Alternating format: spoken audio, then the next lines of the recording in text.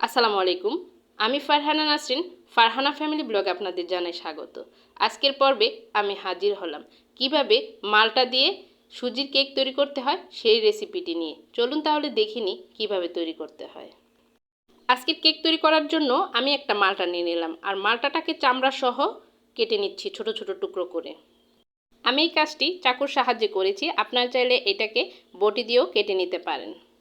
দেখুন মালটাগুলা ছোট ছোট টুকরো করে কেটে নেওয়া হয়ে গেছে। এখন এগুলাকে আমি একটা বাটিতে নিয়ে নিচ্ছি। এখন আমি এর মধ্যে দিয়ে দিচ্ছি হাফ কাপ পরিমাণ ঠান্ডা লিকুইড গরুর দুধ, আর সেই সাথে দিয়ে দিচ্ছি 1/4 কাপ পরিমাণ রান্নার রেগুলার তেল। এখন এগুলাকে আমি ব্লেন্ডার জগে নিয়ে নিচ্ছি, ব্লেন্ড করে নিব।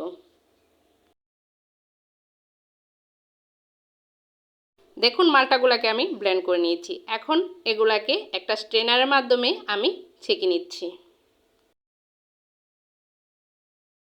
একটা স্প্যাচুলার সাহায্যে চেপে চেপে আমি এটাকে ছেঁকে নিচ্ছি। দেখুন ছেঁকে নেওয়া হয়ে গেছে। এখন আমি এই ছোবড়াগুলাকে এক সাইডে সরিয়ে রাখছি। এখন এই ছেঁকে নেওয়া রসের মধ্যে দিয়ে দিচ্ছি মেজারমেন্ট কাপের 1 কাপ পরিমাণ সুজি, আর দিয়ে দিচ্ছি নর্মাল তাপমাত্রায় থাকা 2টা ডিম, আর সেই সাথে দিয়ে দিচ্ছি হাফ কাপ পরিমাণ চিনি। মিষ্টিটা আপনারা আপনাদের পছন্দ অনুযায়ী নিতে পারেন, যদি বেশি খান তাহলে চিনিটা একটু বাড়িয়ে দিবেন। এখন একটা হ্যান্ড উইচ দিয়ে ভালোভাবে আমি এগুলাকে রসের সাথে মিশিয়ে নিচ্ছি। ভালোভাবে মেশানো হয়ে গেছে। এখন আমি এর মধ্যে দিচ্ছি 1 চা চামচ পরিমাণ ভ্যানিলা এসেন্স, আর সেই সাথে একটি ছাঁকনির সাহায্যে মেজারমেন্ট কাপের 1/3 কাপ পরিমাণ ময়দা, আর দিয়ে দিচ্ছি 1 চা চামচ পরিমাণ বেকিং পাউডার, আর সেই সাথে দিয়ে দিচ্ছি হাফ চা চামচ পরিমাণ বেকিং সোডা। এখন এগুলাকে চেলে নিচ্ছি। এখন একটা হ্যান্ড উইচ দিয়ে আমি শুকনো উপকরণগুলোকে ভালোভাবে মিশিয়ে নিচ্ছি।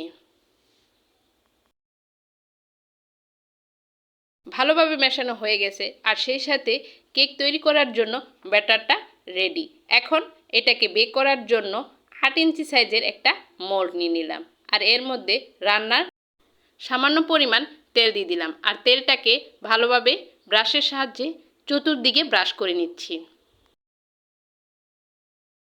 তেলটা ভালোভাবে ব্রাশ করা হয়ে গেছে। এখন একটা বেকিং পেপার কেটে এর মধ্যে দিয়ে দিচ্ছি, দিয়ে আবারও এর উপরে তেলটা ভালোভাবে ব্রাশ করে দিচ্ছি।